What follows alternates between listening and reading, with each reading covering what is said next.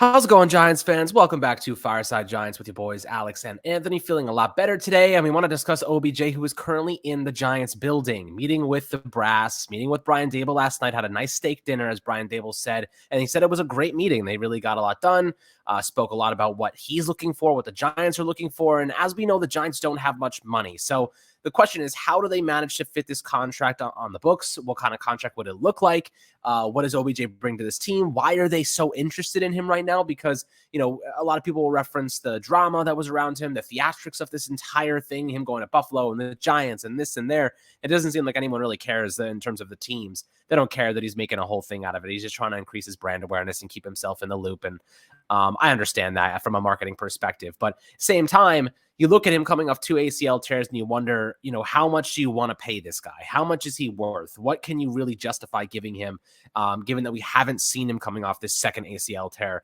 Won a Super Bowl last season. Obviously, he's got his ring. He's just looking for another payday. He's looking to say, I want to make this place a home for a couple of years. He's been in New York. He knows what the expectations are. He knows what the media is like. And I think a lot of the drama is probably behind him. I think he's matured a little bit.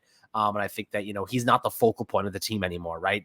Depending on what the Giants do with Saquon Barkley, there's a lot of different things that can happen here, Anthony. But knowing that OBJ is in the building right now, he's with a bunch of his friends, Sterling Shepard. And by the way, I think that if OBJ signs with the Giants, Sterling Shepard is almost guaranteed to stay with the Giants as well next year. Probably very, very, very cheap deal given the injury he just sustained. But, when you're looking at OBJ right now, what are your thoughts about him being in the building? What are your thoughts about the probability of him staying or rather re-signing with the Giants? And how you do today, my friend? I'm doing great, and I'm really excited by this news. I think everyone knows who's been tuning into the channel that I'm a huge OBJ fan, and I want to see the reunion happen. And I think there's a really good chance that it does. Now, Sterling Shepard said today to some reporters that Odell and him had some sort of a conversation, and Sterling said, it'll be electric when you return to New York. And OBJ said, dang right, or you're dang right, or something of those lines, basically insinuating that he agrees and he wants to make it happen. So I'm hoping that the New York Giants are able to get the deal done. As you mentioned, Alex, they had a good steak dinner last night, Daboll and Beckham. But now today he's probably meeting with the higher-ups, with Joe Schoen, probably diving into those contract details. I'm assuming that Daboll and him kind of discuss where he would fit into the offense, what his role would be in the scheme. And now it's probably up to Joe Schoen to evaluate the situation and see if it's financially feasible for the Giants and if it's responsible for the Giants to go ahead and sign Odell. And again, I'm a huge proponent of this move. I think this makes a lot of sense, especially when you look at the wide receiver market and the upcoming free agency. This is a move that the New York Giants should be making in my eyes, because it doesn't just benefit them for the rest of the season, a crucial season where the Giants are 7-4, looking to push into their first playoff appearance since 2016. They need some added talent, especially in that receiving department, because there is not a lot of talent there. A lot of injuries. Kenny Galladay is basically non-existent in the offense. We've already lost Sterling Shepard, as you mentioned, Alex, and we've lost Wan'Dale Robinson. I'm all for going ahead and adding some wide receiver talent to this team, even if it is a little bit of an unknown with Odell coming off of this ACL tear. Look at how he was playing directly before he tore his ACL. He was in rare form. He was dominating in that playoffs. That postseason run for the Rams. I mean, if you look at that conference championship game, 9 receptions on 11 targets for 113 yards versus the 49ers. He directly helped the Rams make it to the Super Bowl, and then he scored a touchdown in the Super Bowl. He was an excellent player during that postseason run. I don't think that Odell is necessarily washed or past his prime just because of this injury. We've seen him come back from an ACL tear before. I believe he can do it again, and I would love to see him do it with the New York Giants. I think it would be a real poetic storybook career ending for him if he were to end his career with the Giants. And I think that he does have enough left in the tank to return to this team and make an impact that hopefully push us into that postseason. Right. So now on social media, I think Patricia Traina presented a potential or prospective contract for OBJ. Now, that essentially would look something like this. 4 years, $42.38 million. So about $10 million per year. It would have $16 million guaranteed in 2023 and $7.5 million guaranteed in 2024. There'd be a void year in the fourth year, so you can move on and not have any guarantees left over. The total cap hit this season would be $2.4 million. Next year would be $19.5 million. Then in 2024, $18.3 million. So it's a lot of money in those 3 years, right? Just those 2 years, 2023, 24. Now guaranteeing half of his salary, Anthony and I were discussing this before the podcast, and we were like, what is worthwhile? Personally, I'm a little bit nervous. 4 years, $43 million. This doesn't seem like that big of a deal. $10 million for OBJ per season. It's not that bad. Guarantees half of his contract. I guess it makes sense. But, how confident are you in terms of his ACL tear just most recently? He hasn't played football yet. We don't know what kind of shape he's in. We don't know if he's going to be able to come back and actually make an impact right away. Realistically, he's not going to really be that good for us down the stretch here, even if we make the playoffs. How much is he going to know the offense? You're really signing him for next year. The only way it makes sense to sign OBJ is if you're signing him to a multi-year deal, because he's not going to be an impact player for you this year, most likely, right? Maybe if you're in the wild card, the Giants are realistically a wild card team. If they are in the wild card, can OBJ even make an impact? Like, can we trust him? Does he know the playbook? And then roll it over to another step. Is he playing on the MetLife turf again? We know that Mara wants to change that turf. He's going to be bringing in the players to figure out what the best solution is. But I don't think OBJ wants to play on that turf right now, knowing what it's done to, Wan'Dale Robinson, what it's done to Sterling Shepard, what it did to himself. And my question is for you, do you think that we should be concerned about the injuries? Do you think that guaranteeing a little bit more than half of his contract is a lot because right now I feel a little bit nervous that it's going to come back to bite us in the butt, knowing his health history is being consistently injured over the past couple seasons, and guaranteeing him more than half of his deal is like, you're really playing Russian roulette, especially on that MetLife turf for the rest of this season. And I'm just a little scared, but at the end of the day, there is an alternative variable I do want to address once you give your take here. Yeah, I mean, guaranteeing around half of the contract really isn't that much in my mind. I mean, if he's looking for a salary worth around 20 million per season, which is what the reports are indicating, if you're guaranteeing him around 10, that's really not that much. And I know that you mentioned it's the projected contract that Patricia Traynor threw out there was a 4-year, 43 million. So that sounds like a 10 million per year deal, but it's essentially a 2-year, $40 million deal, because the first year of that is this season, which is only a month. So that's only about 2 million there. Then it's the 2 years around 20. And then it's that last void year. So it's really a 2-year, $40 million deal that Patricia Traynor floated out there. And I don't hate that. Look at the salaries that these wide receivers in the NFL are making right now. Need I remind you, Kenny Galladay makes $18 million per season to sit on a bench and do nothing. I believe that Odell can do more than that. I don't think that he is going to just go out there and do absolutely nothing the way that Kenny Galladay has. I think that OBJ is a far more talented player, especially when he's healthy. And yes, I know that health is the main concern. He's coming off of this ACL tear, but I don't think that the MetLife turf is going to be a deterrent for him. Sterling Shepard still wants to be a New York Giant. He is recruiting Odell to the Giants, and Sterling Shepard just tore his knee on the MetLife turf. So I don't think that the MetLife turf is going to be some big, controversy for Odell when he weighs his options here and says, no, maybe I'm going to go to Dallas. They also play on turf. Most of these teams do. And I think that the big positive here actually is the fact that John Mara has come out openly, publicly said, I want to change the turf and I'm going to speak to the players. And if OBJ does resign with the Giants, I'm sure his voice will be heard on that matter. And then long term, looking at the future, the Giants should have normal grass or something of the kind that has way less of injury significance. So I don't think that the MetLife turf is a deterrent for Odell Beckham Jr. I think that there's going to be conversations about that from fans, but I really don't see that as being a big deal. But again, look at the salary of wide receivers in the NFL right now. You're talking about Brandon Cooks making $19 million per year. You're talking about Michael Thomas at 19, Deontay Johnson at 18, Christian Kirk at 18, again, Galladay 18, Tyler Lockett at 17, Mike Evans at 16.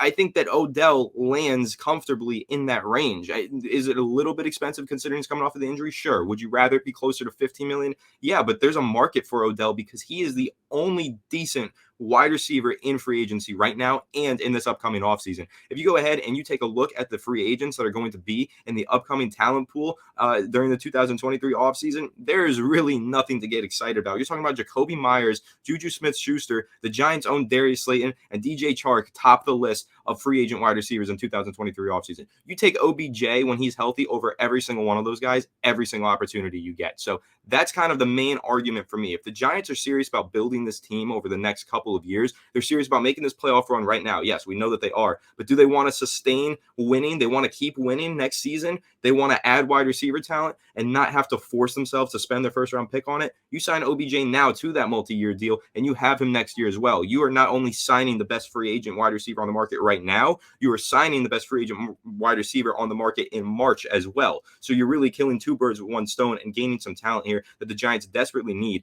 And again, I don't view the injuries as being a huge deal for Odell. He has shown in the past that he bounces back from injuries. Anytime he's had an injury, he has bounced back, put up a 1,000-yard receiving season after he broke his leg with the New York Giants in 2017. The 18th season, he had over 1,000 yards. So we've seen him do it before. He tore his ACL with Cleveland, came back, was still a good player, got traded, and was really, really good with the Rams before he tore his ACL again. But now I think that he's ready to just move on to the New York Giants, return home, chase that ring that he desperately wanted to get here in New York. And the big difference now is that this is not the younger, more immature OBJ that we had in the past. That 2016 season, yeah, he basically carried us to the playoffs and choked away that playoff game. That's not Odell anymore. He is a proven playoff performer now. He's shown that he can put in clutch moments at the biggest stages in the game, including the Super Bowl scoring the touchdown, including the NFC Conference Championship game leading the Rams in receiving. So I have no worries about the maturity aspect of Odell. I think that he's at the stage in his career, and the Giants are at the stage with this new regime where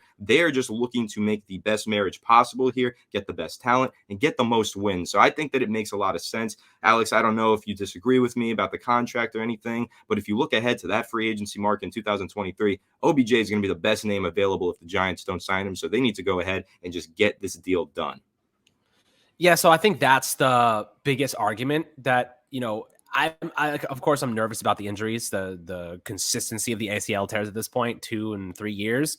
So that definitely does ruffle my feathers a bit. But with that being said, the argument that you made is the only argument to make, right? It's the wide receiver class next year. And look, if there was a strong wide receiver class next offseason, I'd say we don't know. We do not need him right now. There's no reason to go and sign him to a 4-year, $40 million deal. It just doesn't make sense. It's not necessary if it was a strong receiver class. But because it's not, you have to consider it, right? You have to be a little bit more aggressive in your pursuit. And here's the thing. If you go, and OBJ has to understand that if he comes to the Giants, he is going to be an immediate factor, right? He is going to immediately become arguably their wide receiver one. Him and Darius Slayton are now neck and neck for wide receiver one. He is going to get reps. He is going to get experience, or rather, he's going to be a big focal point of this system. Now, the question for OBJ is, do I want to go to a place that's going to pay me, or do I want to go to a place that's going to win? And do I want to go to a place that, the quarterback may be different next year? The Giants, who knows? They could retain Daniel Jones. They can move on from Daniel Jones. Saquon Barkley may not be here next year. OBJ suddenly is here, and Barkley and Sterling Shepard are no longer around, and suddenly you're like, oh, crap. But I think that those two guys are big culture fits for the Giants and Joe Shane, so I think they will be around ultimately. And I think OBJ, knowing that, I think if Joe Shane and Brian Daboll are like, we don't know if Saquon Barkley and Sterling Shepard will be here next year, I think OBJ probably leaves or probably goes elsewhere, because it's like, I can get the same amount of money somewhere else. I can probably win, and I'm not going to be with my friends anyway in New York. But if they're like, yeah, like Saquon's going to be here, Sterling Shepard's going to be here, we're going to pay you just as much as anybody else, we're going to give you a multi-year contract, I don't see why he would turn that down. Given how well the Giants are coached right now and how they'll be healthy next year, Wan'Dale Robinson eventually returns. You have a lot of your primary pieces sticking around. You have Kayvon Thibodeau, Evan Neal, Andrew Thomas. You have a really good, kind of core base developing right now. I think OBJ kind of looks at this as like, maybe in a year or two, we're like legitimate playoff contenders. You know what I mean? Maybe if they really have a plan in place, we can win football games. We can actually do some stuff here. So, I am curious to see how OBJ thinks about this. We're going to find out. But I think that, Anthony, your argument that the wide receiver the wide receiver market is so thin in free agency is the only argument to make, right? If it was very, very heavy, if there was a lot of options that say we don't need OBJ right now, he's not, a multi-year deal is too big of a risk for me. But because there's nobody else on the market, there's nobody else that we can really go out and have that same impact he would have. I'm willing to say that I'm willing to overlook the ACL tears for that reason. But I am curious to see if the Giants are like, we want to use our first round pick on a receiver. They could rebuild that receiver core pretty nicely next year. You still have Bellinger at tight end. You got Wan'Dale coming back. I think they keep around Darius Slayton. You draft a receiver and you have OBJ. That's a respectable group of receivers that you can actually win with. You can do some stuff with those guys. Kenny Galladay's gone, so you can reallocate some of that money elsewhere. Maybe you go out and get another offensive guard, or if Zudu's not ready to take over at left guard, or Nick Gates is back and starting at center. How do you think the draft capital plays into it, though? Like, if the Giants, we don't need OBJ, we're going to draft somebody in the first round. Do you think that has any impact? So I don't think that that has any impact because you can't think that far ahead to what your draft plan is. Joe Shane's not going to be sitting there and saying, I'm definitely taking a wide receiver in the first round right now, because who knows? Maybe a superstar quarterback falls in their lap and they want to make a change at QB. Or maybe they get another talented pass rusher to pair alongside Kayvon Thibodeau. Or maybe, the stud center, that's a position need for the Giants. You really can't think ahead like that. The Giants are going to play this as going best player available once the draft rolls around. That's how every NFL team operates. And they're not going to just immediately say this many months in advance that they're going to target a specific position. You don't even know what the trade market looks like in this offseason, right? So the Giants can end up going out there and trading a mid-round pick and getting another stud receiver to pair alongside Darius Slayton or OBJ if they go ahead and sign him. So I don't think that, signing OBJ affects what the Giants do in the draft either way. I think that if they go ahead and sign OBJ, they might say, all right, maybe not in the first round, but in the second round, we get a receiver. But that really doesn't make that much of an impact, because when you look at NFL offenses right now, take a look at the Miami Dolphins with Tyreek Hill and Jalen Waddle. To have two superstar receivers is really something that a lot of NFL teams are doing right now, and it's creating a lot of success in offenses. So the Giants would absolutely go ahead and go out there and get OBJ. I mean, keep in mind, OBJ playing for the Rams last year was like WR2 or 3, 2 in a lot of games, 3 in some games. He wasn't really WR1. They had Cooper Kupp, who had a monumental season. So at this stage in his career, OBJ would be WR1 for the Giants, but for most teams, he's not WR1. That's the main thing with the Dallas Cowboys. They don't want to sign him to be the focal point of the offense. They want to sign him to be another wrinkle, another layer in their offense, like CeeDee Lamb, Michael Gallup, and these other guys. They feel like OBJ can make his own impact in his own lane. For the Giants, it's a little bit different. They need to sign this guy, and he needs to be their top primary receiver until they hopefully go out there and find that top dog in the upcoming offseason through the draft, right? So that's kind of the thing there is I don't see that. I don't view that as something that would affect the Giants draft day plans, because again, you can sign OBJ as WR1 for the rest of the season, and then he can easily become WR2 in the offseason if the Giants go ahead and draft a WR1 in the 2023 NFL draft. Yeah, this is interesting, my friends. I'm very curious to see what the Giants do here if OBJ elects to sign with them. Clearly, they're interested. Clearly, they're willing to make it work. It really boils down to him. And right now, I think that the Giants have just as good a chance as anybody else. Knowing Dallas's history in the playoffs, I don't think OBJ expects to go very deep with them. But we'll see. The Bills definitely make a lot of sense for him too. But again, the Bills have a lot of weapons. They have Stephon Diggs, and I don't think Stephon Diggs is going to be happy if OBJ comes there and starts taking reps away from him. And they have Gabe Davis. OBJ has no role in Buffalo. They're not going to pay him top dollar to play third fiddle to Gabe Davis and Stephon Diggs. It doesn't make any sense to me logically. So he's good friends with Von Miller, and that's kind of what leads me to believe that there's interest, but I just don't see how they can potentially match what the Giants would give him because of the importance of that wide receiver position for Big Blue. So I am curious to see how that goes. But then you look over, the Bills and the Giants and, Dallas. Dallas has money. Jerry Jones will splash the cash, but, Dallas is very streaky. One day they're losing to losing to like, I don't even remember whether it was Washington, and then they lose, and then they beat the Vikings, and they kind of squeak by the Giants on Thanksgiving with a practice squad opposition. Dallas is polarizing. I think, coming back to New York, OBJ could rebuild his brand in New York and everybody would love him, minus all the drama, whatever happened in the past. I think this could be like his revenge tour. And I think it'd be pretty cool to watch. It'd be pretty fun. I mean, we know what the guy can do. We know what we've seen in the past. He made Giants fun to watch for like 3 seasons.